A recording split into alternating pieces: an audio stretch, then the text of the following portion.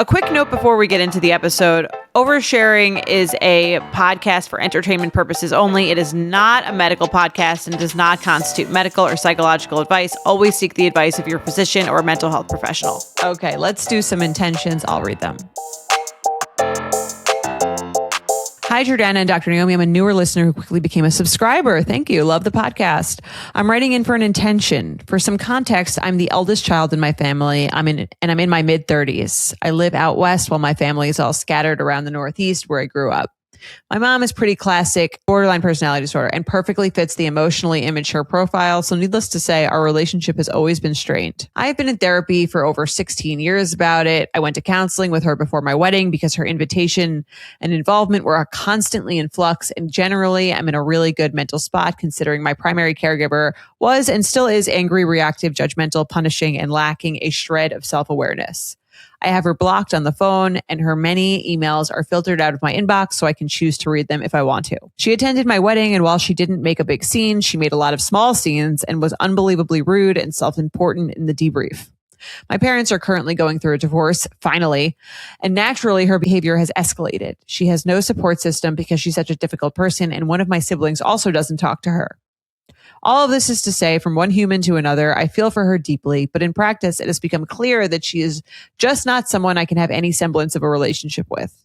I tried in the beginning of the divorce to be there for her, but her disorder permeates absolutely every interaction. And as they say, don't light yourself on fire to keep someone else warm, which is exactly what this relationship constantly entails. As I get older, I feel like a mother hen for other adult daughters who have a relationship with someone who falls in the emotionally immature parent spectrum, and I'm able to help them so objectively and matter-of-factly, but every so often I'm completely overwhelmed and saddened by my total lack of a mother. I genuinely don't like her.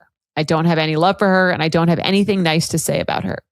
My body and mind know she is not a safe person. Sometimes these feelings make me feel like an objectively awful person, even though I'm consciously aware of how much time and energy I put into this relationship. I'm at peace with not having a relationship with her, but I'm hoping for an intention that I can tell myself when I'm feeling so badly that I just can't have a relationship with her in any capacity. Signed, a Betch who craves a mother. This is a really tough spot. I think there's always sort of this natural craving for maternal relationship that sounds like she's done a lot of work and she's made the best decision for her, which is not to have this relationship. But there's going to be moments where you're going to feel that longing, even her sign off is, it's in there. Betch who craves a mother. She's going to have that moment of craving. And I think even coming full circle to the beginning of the episode, sometimes when you have that moment of craving for anything, whether it's craving for nature, craving for connection in some way, our minds want to do the thing where we say, oh, I have this craving. I need to do something about it. I need to make a change. I need to move. I need to, and for her, I think what might happen, or when you have these relationships where you've cut somebody off or you've created a very firm boundary, and then something happens where you have a craving, whether you're getting married or you have a baby or you, the person's nice maybe one day, or I don't know, whatever, something happens where you have that craving. There's that little bit of like, should I do something about this? Am I doing the right? Yeah. Should I reach out? Am I being too hard? I feel bad for them. Should I undo this because I'm having this craving? And I'm here to tell you no. I think you've made this decision after years and years and years of probably painful experiences that have led you. I mean, I don't know all the details, but I can only trust that you've come to this decision for good reason after many, many years of inability to set boundaries. And it's hard because the way she describes it is that it's a disorder, right? It's a mental disorder that feels in some ways like, how can I blame her? It's a mental disorder that's out of her control. But there are therapies that you can engage in and twice a week. She can be going to therapy. She can be doing DBT therapy, which is the one of the only treatments that works for borderline personality disorder. She can be really engaging very heavily in that. And maybe she could get back. Doesn't sound like that's happening. Yeah, she's being very self-protective. She kind of has to be her own mother. Right. And that's kind of the tough part, I think, if you have this kind of strained relationship where you're sort of like societally, I think your mother is the person you're meant to rely on the most, or, it's a given that you would have a sort of relationship there. So I think it feels very strange, societally, mentally, like you're kind of like, I think to not have that relationship at all, there's no one who would just not think about it at all. But it doesn't mean it's wrong that you don't have a relationship with her just because you think about it and it bothers you. The other thing that I think could be maybe comforting to her in some ways, to use the comparison, what we talked about a few weeks ago in terms of grief and loss with like a death, was the idea that when you have these waves of grief, to conceptualize that as, instead of like, there's and loss and grief in that way of like, if someone's dead, they're gone, you can't experience them anymore. That's like so heavy because there's nothing you can do about it when you get that wave of loss. Here you get that wave of loss and there's this, well, maybe I can do something. Maybe I can reach out. Maybe I can try again, which makes it more complicated. But if you can use that same concept of like, this wave of grief is a form of what's left of my connection with my mother. It's not a physical connection in that I'm going to hang out with her and I'm going to hug her and we're going to go shopping together and we're going to have this loving motherly relationship. I can't connect with her physically anymore. I can't have the relationship that I want with her, but the grief, even though it doesn't feel good, it feels like a longing, but it's still a sign that there's like something left of our connection. There's like something still there. So it doesn't feel good. It feels like a grief and it feels like a longing, but maybe there's some comfort in like, she's not totally gone, because there is I still long for her. Like the way she describes it, and I get it, this is kind of how a lot of people describe the way that they feel about emotionally immature parents, or, trying to love someone with borderline personality. I genuinely don't like her. I don't have any love for her. I don't have anything nice to say about her. She's not a safe person. Like, this is how this feels. So when you feel that way, it's not safe to be physically present, but this is her presence. You can't help it. You're going to have waves of this. And maybe this is the closest you're going to get to any type of connection to her, is this grief of whatever was once there. Maybe it was a connection you had with her as a baby, or maybe it was just a longing because you grew inside her body and her DNA is still inside of you. And, whatever that connection, there's something in there, some connection piece that is creating this longing, this craving, this loss. And maybe that's this is a remnant of that connection. Even though it's a painful remnant, maybe that's the best you're going to get in terms of a connection to her. So do you have an intention for her for when she's feeling that? So the intention that I wrote is, this grief is what's left of our connection, not a call to action. I can feel the longing without needing to change the boundary. I think this can work for friendships that you've cut off, or, there still might be some good things, or even a breakup.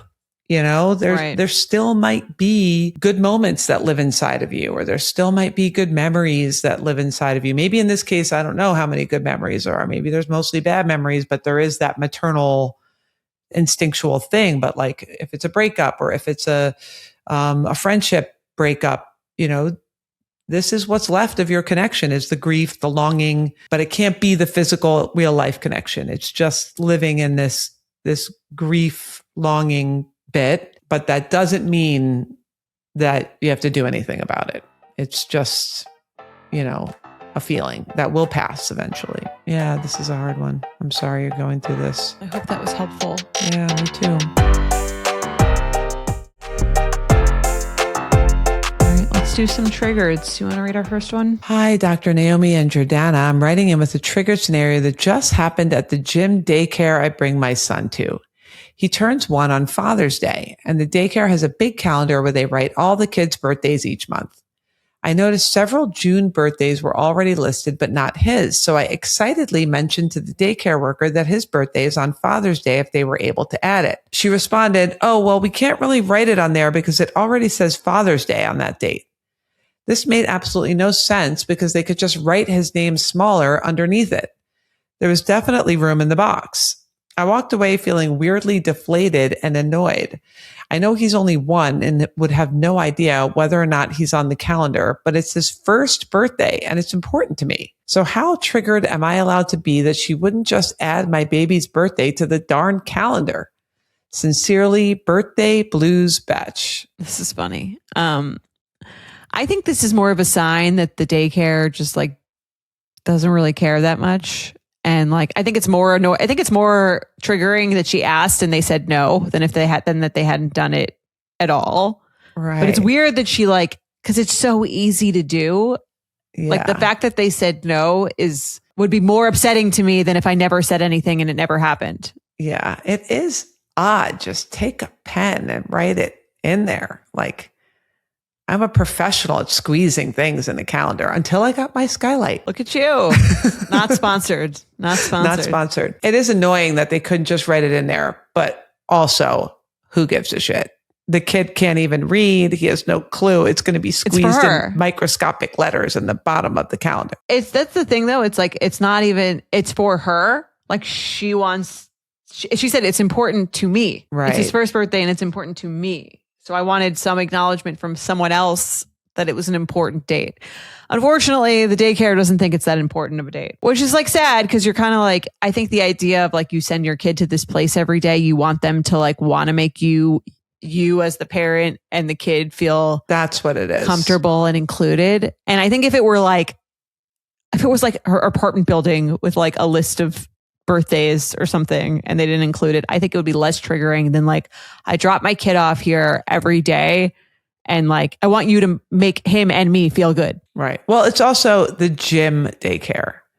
So that's like a little bit different because it's not like she's entrusting him there all day and they're like molding his mind and that means it's just like when she goes to the gym, she puts him, I've never used one of these things. Is that what it like is? For an hour while she's at her workout class or whatever, she drops him off, which is kind of cool that they have everyone's birthday anyway. Well, but I could also see the gym daycare people not being like so invested. That does change things because those gym daycare people probably aren't that invested in making you feel special. Like you're not like, maybe not even a paying customer of the gym daycare. I'm going to bump it down because it's the gym. If this was your daycare, I agree with what you're saying, where they're like, you are entrusting your child to us, like for their, like raising them, helping to raise them every day of the week. Yeah. This feels like we really care about your whole experience. Meanwhile, these people, I don't know. It does sound like you probably go there enough every day or often enough that this is bothering you. Or that they have consistency enough where they're writing down the birthdays of the kids that are going there. So I get it. It's annoying that they wouldn't just do it. If that was me, I would definitely just, if someone asks and it matters, just take a pen and write it in. Right. Even if you thought it was kind of ridiculous, it would be like more annoying to say no to them than it would be to just write the birthday on. Totally. But I'm still going to give this like a 2. I think this is not a big deal. It's writing it in with a pen. You probably won't even be able to see it. Yeah.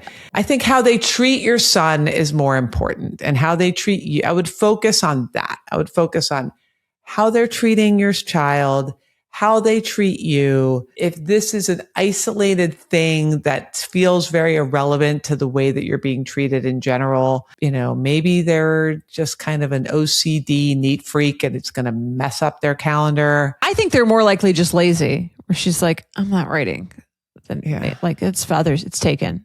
I don't, feel like, or like she probably just thought it was stupid. So she didn't want to do it. And the kid doesn't know, but like, I would have just done it if I were her. I'd give it a 3 because I think I would give it a 3 because I think it was harder to not do it than to do it if it made her happy. Yeah. And she says, but it's more about it. I don't think it's insulting to the kid. The kid doesn't know. It sounds like it's insulting to her, which I think makes it less triggering than if it was if the kid were like 4 and he was like, why isn't my name on the thing? Then it's like a 5. Yes. But because he doesn't know it's about her. And like, do we really need the gym daycare to be that excited about the birthday? I'd give it a 3. All right. Moving right along. Okay, let's do our last one. It is a voicemail. We love our voicemails. Let's roll the tape. Hi, Jordana and Dr. Naomi. I am calling to see how triggered I can be by my mother-in-law. I have a new baby, and she was over the other day visiting the baby, and my baby's breastfed.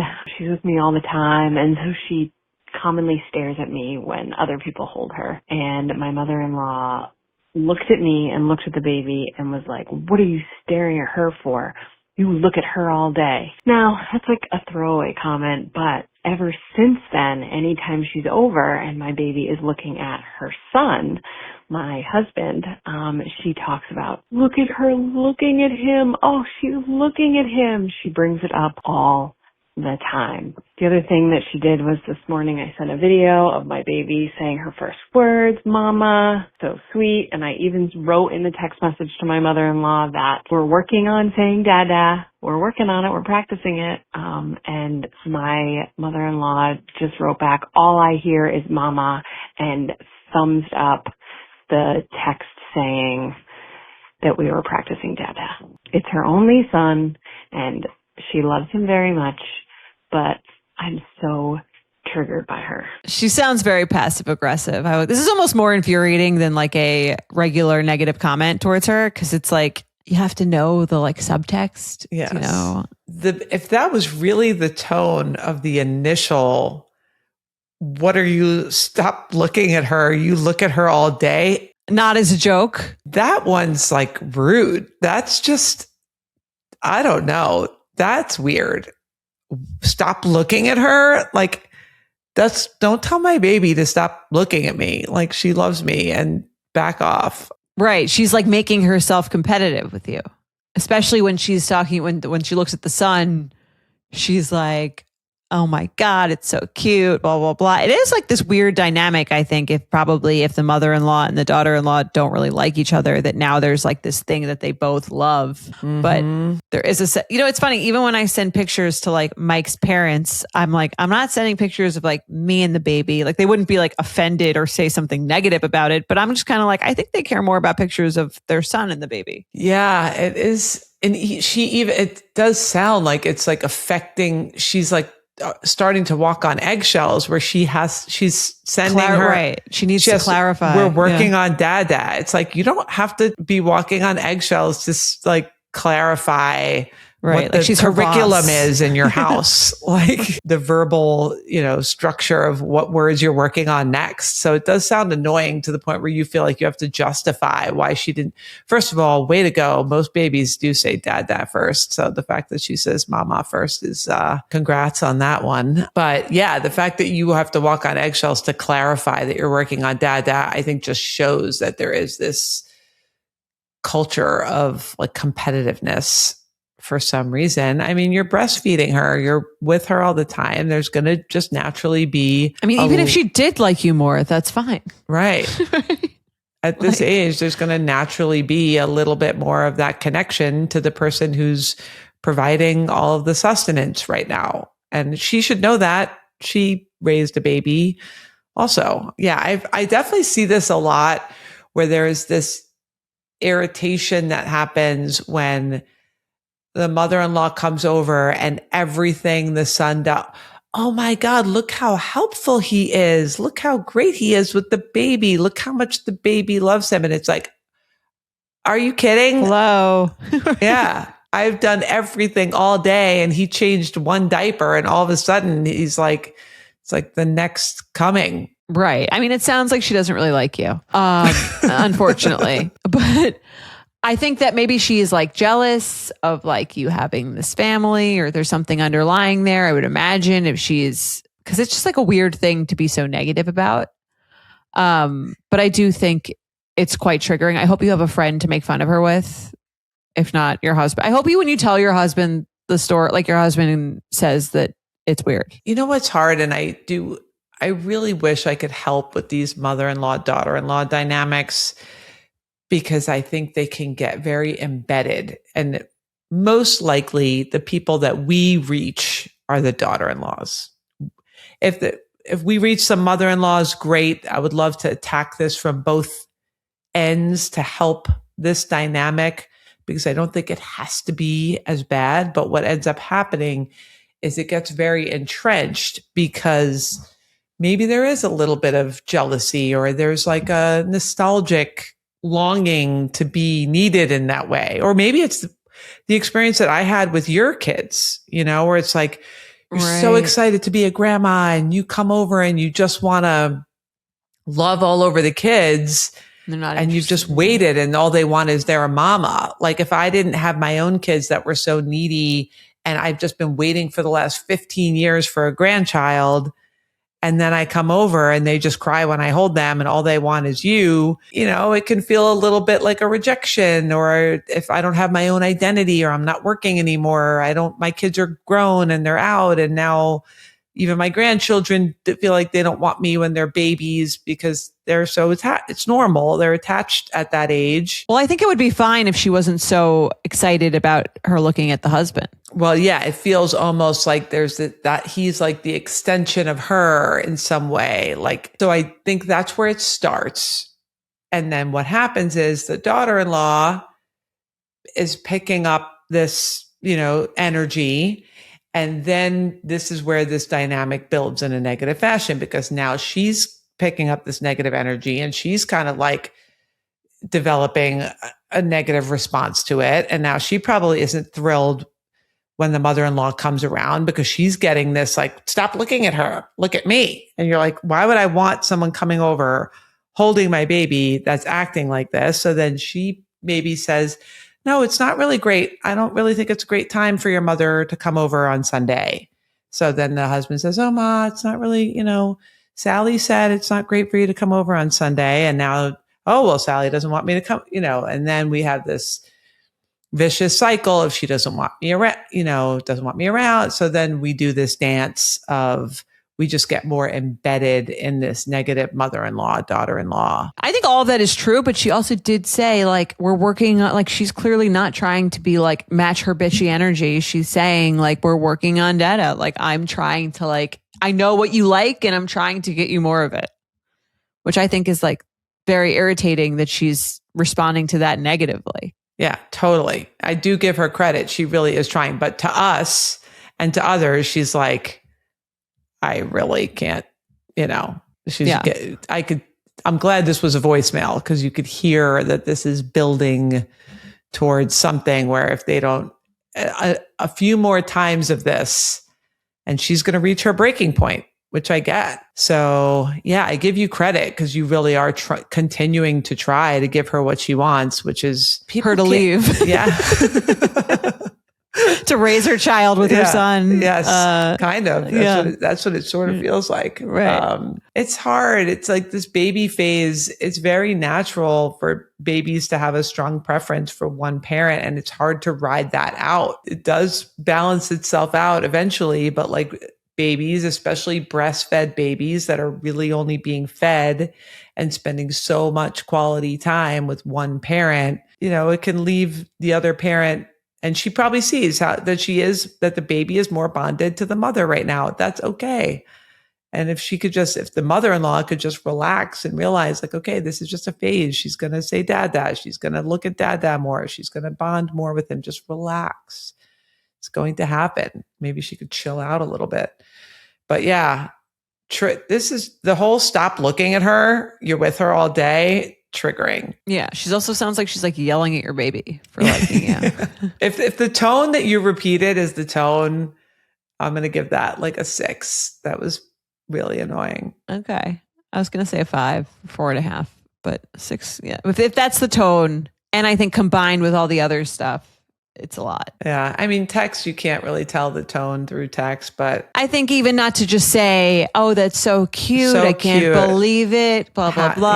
Yeah. Instead to say, all I hear is mama. right. It's like her just like first a rude word, thing. her first word, she's speaking, Yeah. she's developing, she's making words. Like, yeah. Yeah. I agree. 6 because of that.